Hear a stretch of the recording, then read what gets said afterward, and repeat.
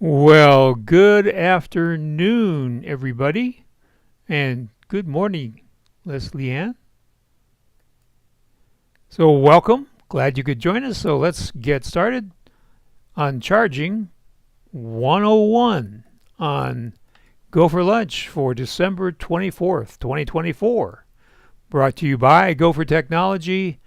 I'm Roger Harmon, your host, and as always, we are here to make your technology work for you.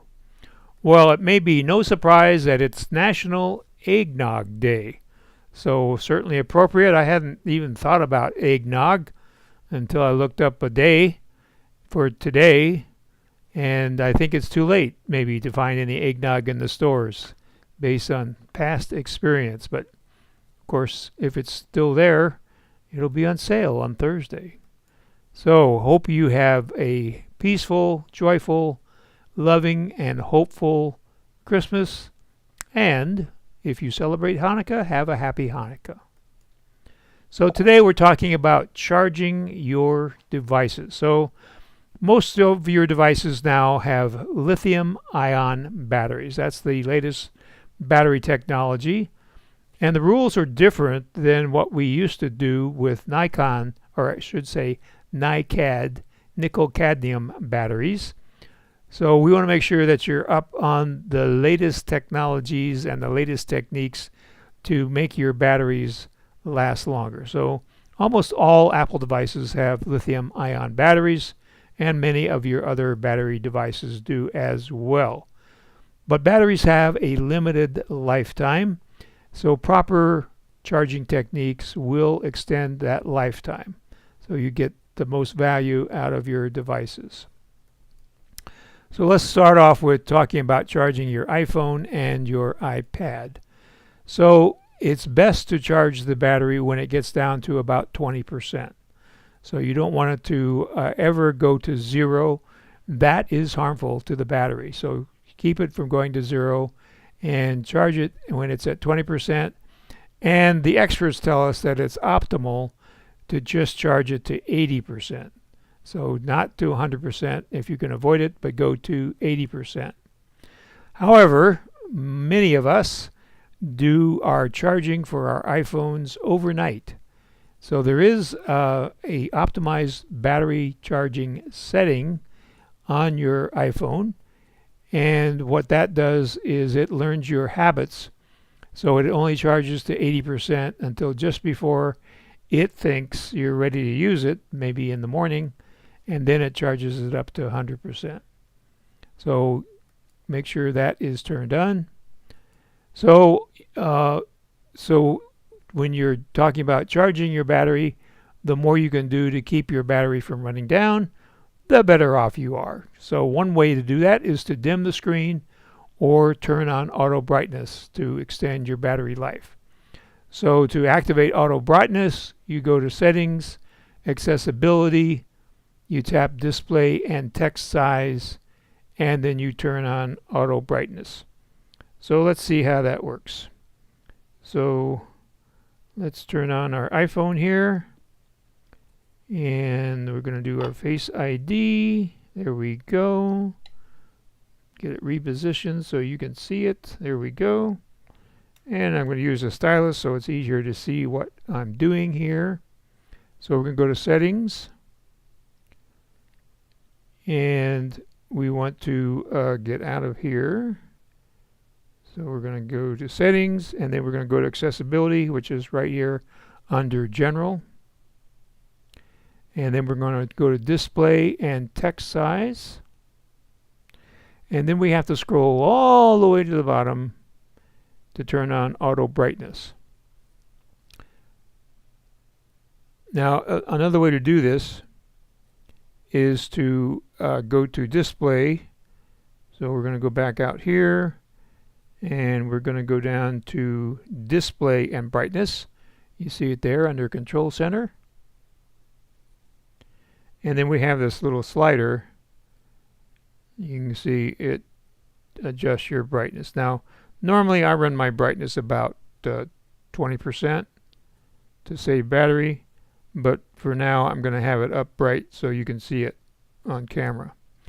So another way to save battery is to go to dark mode, because when you're in dark mode, all this black in here is not taking up any battery because there's no light. So using dark mode is another way to um, save battery, but we're going to use light mode so you can see it a little better here on the camera. So two ways to adjust your brightness. So another thing you can do is enable low power mode. So again, your phone lets you know when you're at 20% and again at 10%, and then when that notification comes up, you can tap on low power mode to extend your battery life as much as possible. You can also enable it by going to settings and to battery. So when you do low power mode, apps like Mail will not download content in the background, and features like AirDrop, iCloud Sync, and Continuity will be disabled. The good news is that when your iPhone powers back up again, it will automatically turn off low power mode, so you don't have to worry about it. So you can go to settings and battery, and then you can check your background app refresh. So let's go do that right now. So we're going to go back into our iPhone and back out of here. And then we're going to go to General, and we're going to go to Background App Refresh right here. You can see it. So now you can adjust the app refresh by each different app. So some things you probably don't want turned on. So let's take Amex for example. We'll turn that on, and we can turn it off. So when it's green, it's on, and when it's gray, it is off. So you can adjust all these apps, and you can also have it only adjust when you're on Wi-Fi, or you can turn it on when you're on cellular, or you can turn it off completely. So that is the way to do that.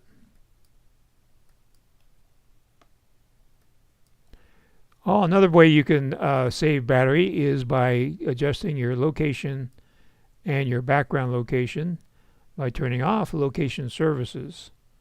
And you do that by going into settings, privacy, and location services. So let's check that out here. So we're going to back out of here. We're going to use the correct end of our stylus. And so we want to go into privacy. And let's see, where is privacy? They've moved, there it is, right there.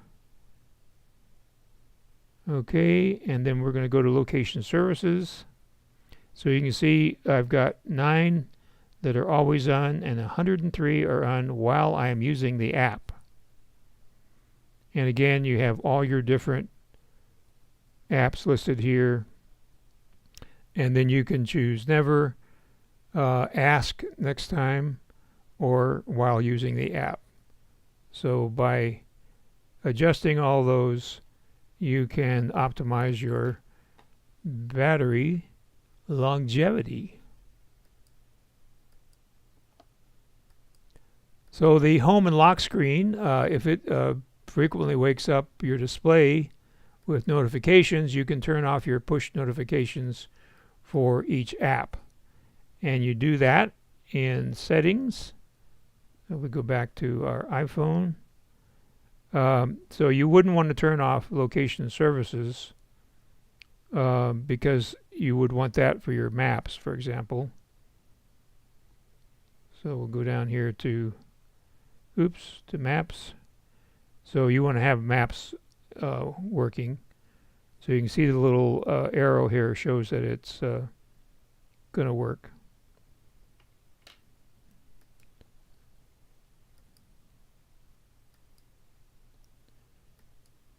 So if you're in an area where you don't have any cell coverage, or maybe you just have one bar, your iPhone is going to be working overtime trying to get a signal. So if you know you're going to be in that area for a while, you can optimize your battery life by switching to airplane mode, which you do in the control center. And you just tap on airplane mode. That turns off your cellular radio and saves battery life. Let's talk about the Apple Watch. Now, the nice thing about an Apple Watch is it charges to about 80% in about 90 minutes. Now, if you use your Apple Watch like I do for tracking sleep, you want to check it about an hour before you're planning on going to sleep and make sure it has about a 30% charge so it'll last during the night. And if not, then you can put it on the charger for that hour before bedtime and it'll have plenty of charge to last through the night. And then when you get up in the morning, you can just put it on the charger while you're doing your morning routine and it will charge up to last the rest of the day. So also, if you're doing a running or a walking workout, you can turn on power saver mode. However, that will disable your heart rate. So if you're checking your heart rate, you don't want to do this. But if you do, you open the Apple Watch app on your iPhone. You go to My Watch Workout and turn on power saving mode.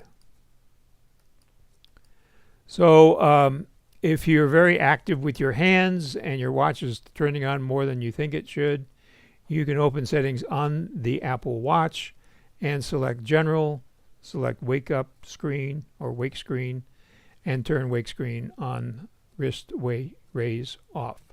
Now I noticed on, so when you want the display to turn on, you either just tap it or you click on the digital crown. Now I did notice on Watch OS 11 that setting is actually under settings and not under general. So depending on what operating system you have on your watch, there's two different places to look.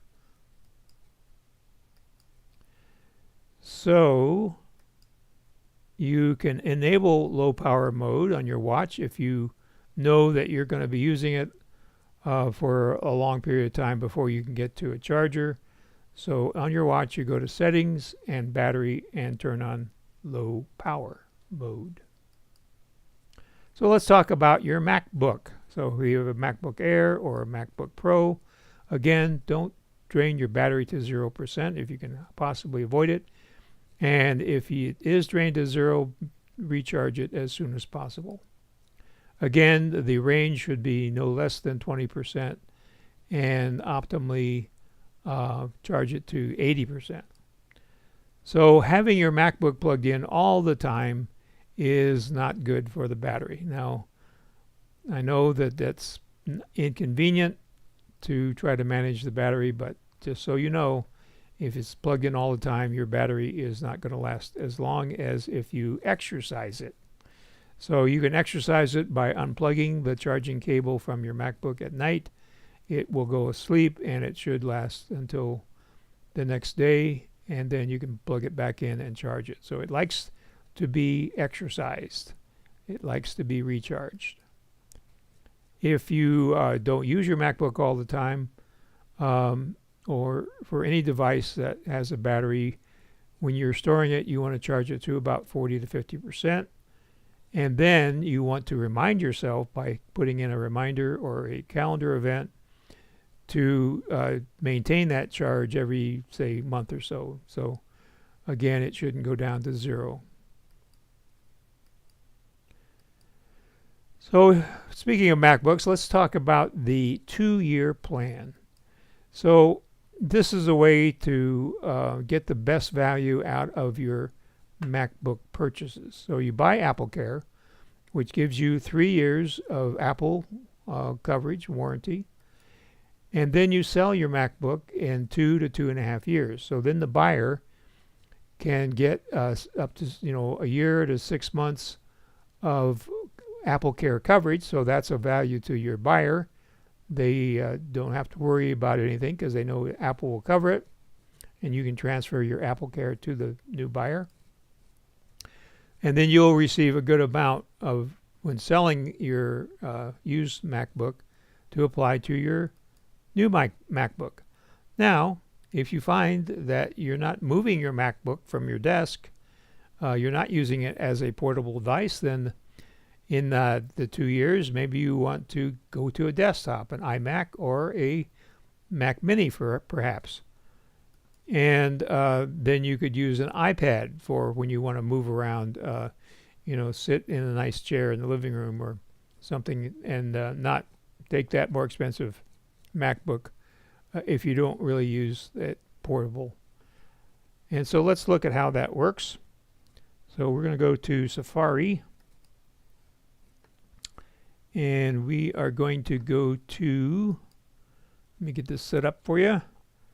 How much does a new MacBook cost? So here we are. So we're going to look at the middle one, which is a typical configuration. You got 16 gigabytes of memory and a 512 solid state drive. And so that's going to cost you $12.99. Okay, so now when you go to sell that in 2 years, so let's say you bought a new MacBook 2 years ago, then here's a website called Swappa where you can buy used equipment. So they're selling a MacBook Air 2022, same specs, 512 and 16 gigabytes for $1,100. So you can use this as a reference of what you would sell it to a private party for, and it would be almost half of buying a new one. So you have saved 50% on the cost of a new one. Now, if you sell it to a company that buys used equipment, you're going to get, this is a site called It's Worth More, and this is probably about what you would get if you traded it in with Apple as well. So, of course, the trading with Apple is the easiest way to do it, but it's not the most profitable way to do it. So you would get at least $525 for one that's in good shape.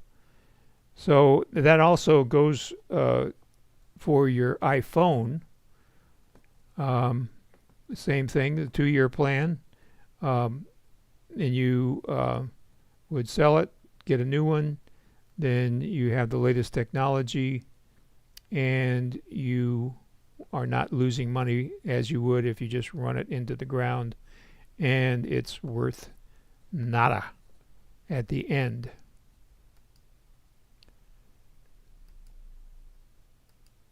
So let's talk about other devices. So you have earphones, you have Bluetooth speakers, you have battery packs, you have DSLR cameras, all other sort of devices that run on batteries.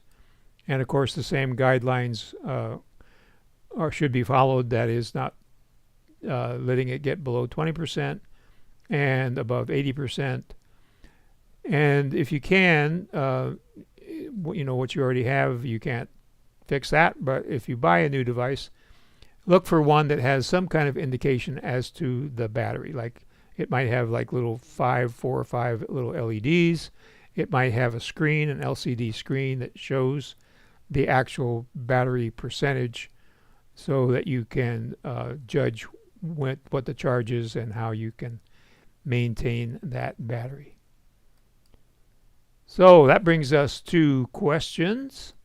And do your friends and family a favor by not only sharing this video, which applies to everybody, but also the GoFor Gazette, which comes to your email inbox every Monday morning about 7 o'clock, so we can help more people. Our friends at Zoom Workplace have updated their app again. It's now 6.3.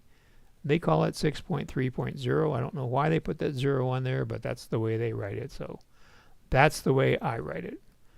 So have a joyful holiday season, whatever holiday you're celebrating. So let's see what you have to say. And thank you for the thumbs up. I appreciate that. And YouTube likes to see those, so don't hesitate to give us a thumbs up. And Merry Holidays to all of you from Doriana. And Leslie Ann says, I like my iPad with Bluetooth keyboard, much lighter than a laptop. That's a good point, especially when you're traveling. An iPad is much easier to transport than a MacBook. Well, thank you, Leslie Ann. I'm glad you enjoyed the information. It's something that I run into a lot of times when I'm visiting you all with MacBooks, and they're plugged in all the time. I used to say, unplug it at least once a week. Let it run down to 20%, and then unplug it, and then at the same time shut it down. So I always recommend, you don't need to shut it down every night. Shut it down once a week. When you do that, it runs some diagnostic programs that can fix little glitches, and then charge it up. So at least do it once a week. But if you can stick to that no more than 80%, then that is the best way to do it, to have your battery last as long as possible. So if you have any questions after we're done, of course, you can contact me by phone or by email, and that information is coming up soon. And so Doriana says, I dropped off for a few as my battery died. Okay, well, at least you're exercising your battery. That's the important thing. So thanks for that little insight. So have a great holiday season, and we may or may not be back next week. I haven't decided yet. So the GoFor Gazette will tell you the story as if there'll be a GoFor lunch next Tuesday at high noon. So take care.